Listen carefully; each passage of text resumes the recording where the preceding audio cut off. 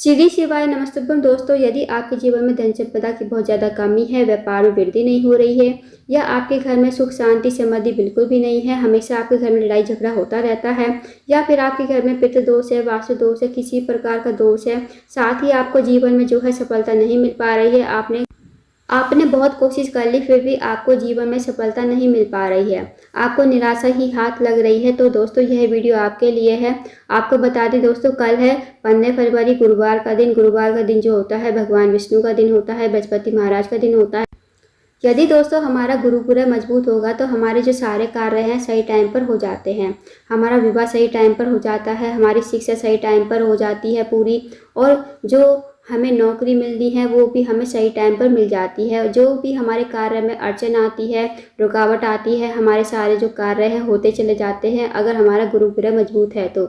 अगर हमारा गुरु ग्रह मजबूत नहीं है तो हमारे हर कार्य में बाधा आएगी, हमारी शिक्षा में बाधा आएगी, हमारी नौकरी में बाधा आएगी, और विवाह में तो अड़चन आएगी आएगी।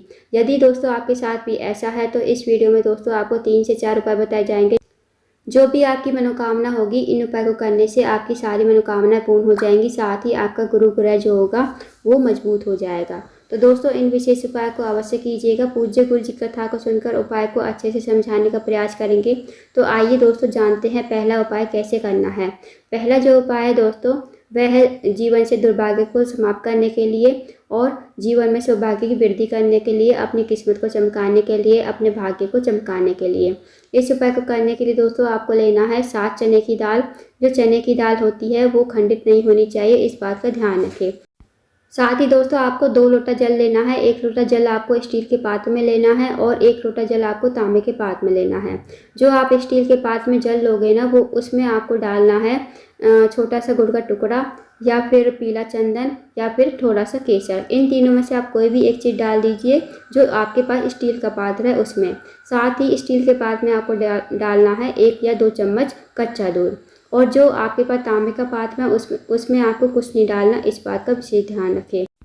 अब इस उपाय को दोस्तों आप सुबह से लेकर शाम तक कभी भी कर सकते हो। अब इन्हें लेकर चले जाइए आप शिव जी के मंदिर में।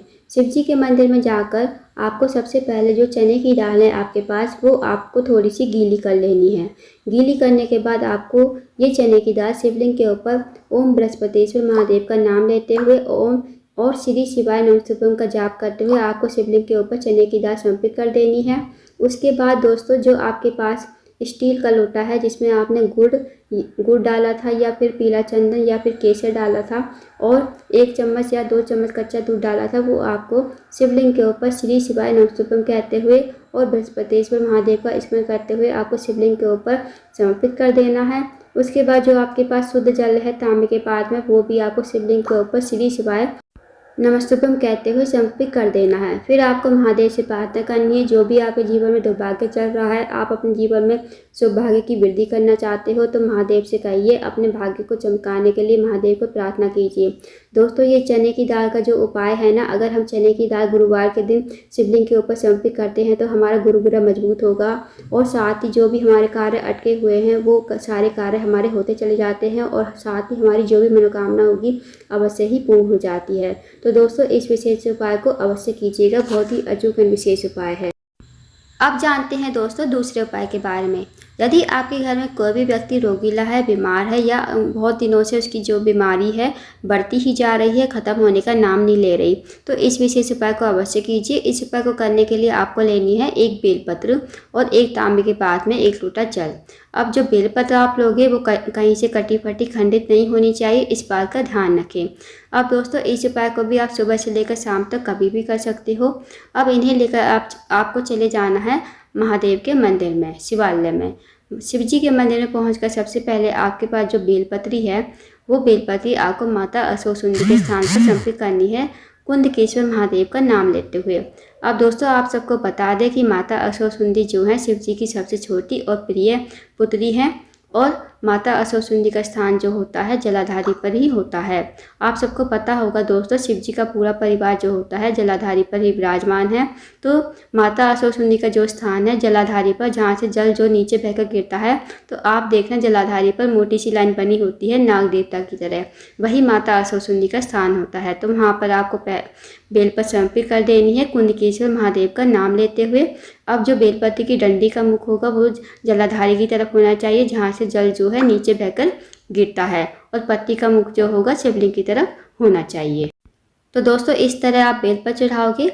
उसके बाद अब आपके पास जो 1 लोटा जल है वो आपको माता अशोकसुंदरी के स्थान पर ही कुंदकेश्वर महादेव का नाम लेते हुए समर्पित कर देना है। फिर महादेव से प्रार्थना करनी है। जो भी व्यक्ति आपके घर में बीमार है उसका नाम बोलना है, गोत्र बोलना है और उसकी बीमारी के लिए प्रार्थना करनी है। अब जो आपने माता अशोकसुंदरी के स्थान पर जल चढ़ाया है, थोड़ा सा जल आपको झेल कर लेकर आना है। जब जलाधारी से जल नीचे गिरेगा ना, तो आपको थोड़ा सा जल जो है लोटे में ही लेकर आना है घर पर।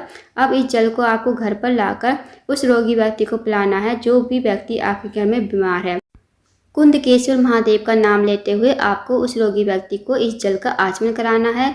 और विश्वास के साथ दोस्तों इस उपाय को अवश्य कीजिएगा। उसकी जो बीमारी होगी ना वो धीरे धीरे ठीक हो जाएगी और उसका जो रोग होगा धीरे धीरे खत्म हो जाएगा। तो इस विशेष उपाय को अवश्य कीजिएगा। गुरुवार के दिन बहुत ही अचूक विशेष उपाय है। अब जानते हैं दोस्तों अगले उपाय के बारे में। अगला जो उपाय है दोस्तों, यदि आपके घर में लड़ाई झगड़ा होता रहता है, छोटी छोटी बातों पर झगड़ा हो जाता है, घर में सुख शांति समृद्धि बिल्कुल भी नहीं है, या आपके घर में किसी प्रकार का पितृ दोष है, वास्तु दोष है, तो इस उपाय को अवश्य कीजिए।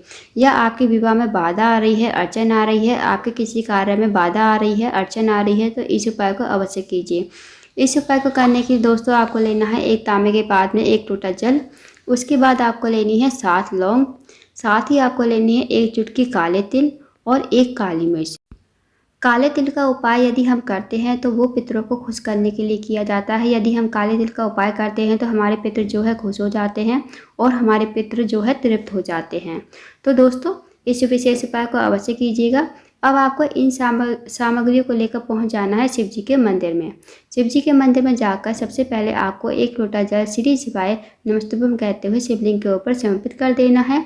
उसके बाद जो आपके पास 7 लौंग है, 1 चुटकी काले तिल है और 1 काली मिर्च है, वो आपको अपने सीधे हाथ की हथेली पर रखने हैं। अपना नाम बोलना है, गोत्र बोलना है और आपके जीवन में जो भी समस्या चल रही है उस समस्या को कहिए। चाहे आपके घर में लड़ाई झगड़ा होता हो या आपके जीवन में जैसी भी समस्या हो, धन को लेकर या फिर आर्थिक समस्या से लेकर जो भी परेशानी है, आप महादेव से कहिए और अपना नाम 7 बार नाम बोलकर और 7 बार गोत्र बोलकर इन सामग्रियों को आपको शिवलिंग के ऊपर समर्पित कर देनी है श्री शिवाय नमस्तुभ्यम कहते हुए। उसके बाद आपको महादेव से प्रार्थना करनी है, विनती करनी है और आपको प्रणाम करके विनती करके आपको अपने घर पर आ जाना है। तो दोस्तों इस विशेष उपाय को अवश्य कीजिएगा। इस विशेष उपाय को करने से भी आपकी सारी मनोकामनाएं पूर्ण हो जाएगी। तो दोस्तों ये थे कुछ विशेष उपाय जो आपको गुरुवार के दिन करने हैं। इन उपाय को अवश्य कीजिएगा। अगर आपको जानकारी पसंद आई हो, वीडियो को लाइक करना, शेयर करना, चैनल को जरूर सब्सक्राइब करना और कमेंट बॉक्स में श्री शिवाय नमस्तुभ्यम हर हर महादेव जरूर लिखना।